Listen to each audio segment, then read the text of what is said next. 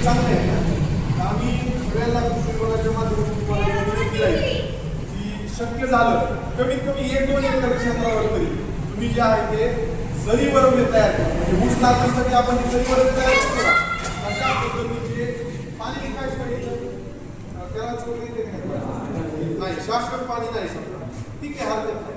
म्हणजे मी हे का विचारतोय, समजा जर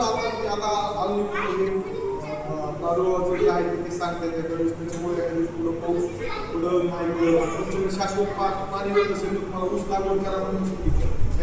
पण जर पाणी शाश्वत असेल तर तुम्ही आता 5 फुटाचे सरीवरंबे तयार करा.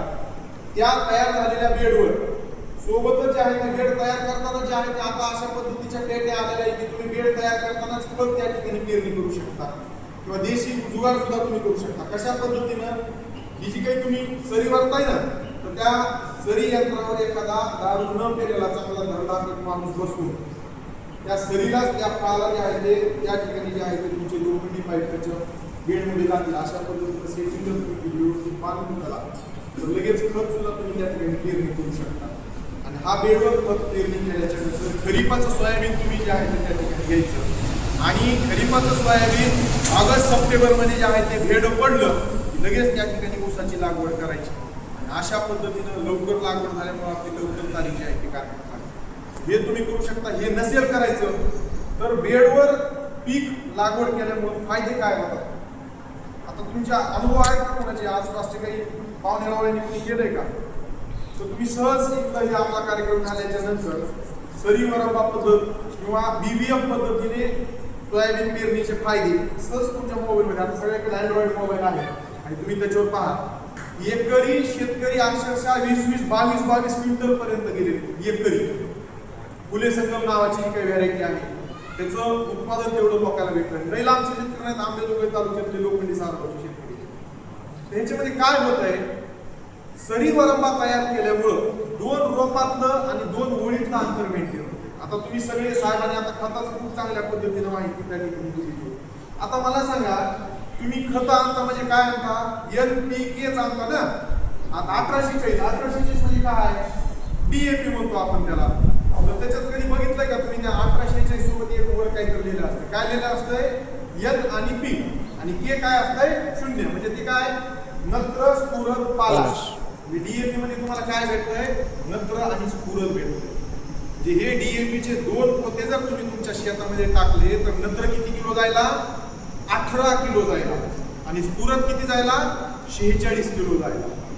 आता जसे आपण हे पोते आणतो तसं इथे एखादा शेतकरी का आहे का की त्यांनी नायट्रोजन हायड्रोजन आणि कार्बन विकत आणलं आहे का. नायट्रोजन आणू शकतो आपण पण कार्बन हायड्रोजन आणि ऑक्सिजन कुणी आणलाय का विकत कुणीच आणू शकत नाही का नाही.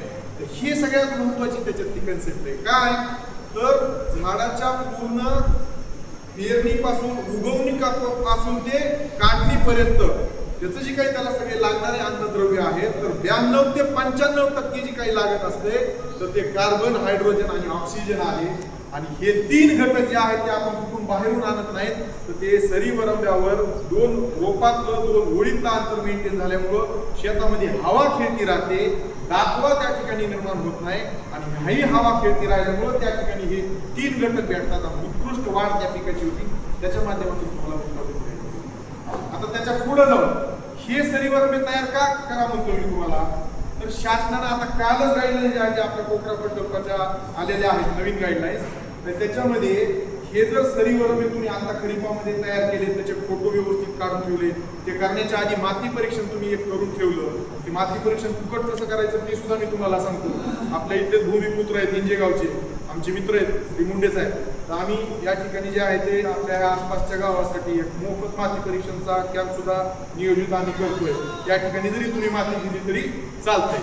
तर हे सरी वरंबे तुम्ही आता खरीपाचं सोयाबीन घ्यायचं ते सोयाबीन कापून घ्यायचं आणि पुढं रब्बीमध्ये एक तर तुम्ही तुमचा राजमा लावा किंवा तुमचं हरभरा लावा किंवा जे काही तुमचं पीक आहे त्याच बेडवर लावा किंवा डायरेक्ट ऊस जरी तुम्ही त्या ठिकाणी लावला तरी चालतंय. अशा पद्धतीनं सलग 2 हंगाम तुम्ही त्या ठिकाणी कुठल्याही प्रकारची मशागत न करता किंवा त्या ठिकाणी कुठलंही अवजार न चालवता जर पुढच्या पिकाची जर लागवड केली तर तुम्हाला हेक्टरी 5,000 रुपये जे आहेत ते ह्या कोकरा प्रकल्पाच्या माध्यमातून भेटतात. बघा म्हणजे प्रकल्प काय म्हणतोय, कुठल्याही प्रकारची मशागत करू नका, तुम्हाला काय भेटणार, हेक्टरी 5,000 रुपये. तर हे का शासन का राबवते? आज बघा परिस्थिती काय आहे. डिझेल पंपावर गेलं तर डिझेल भेटत नाही.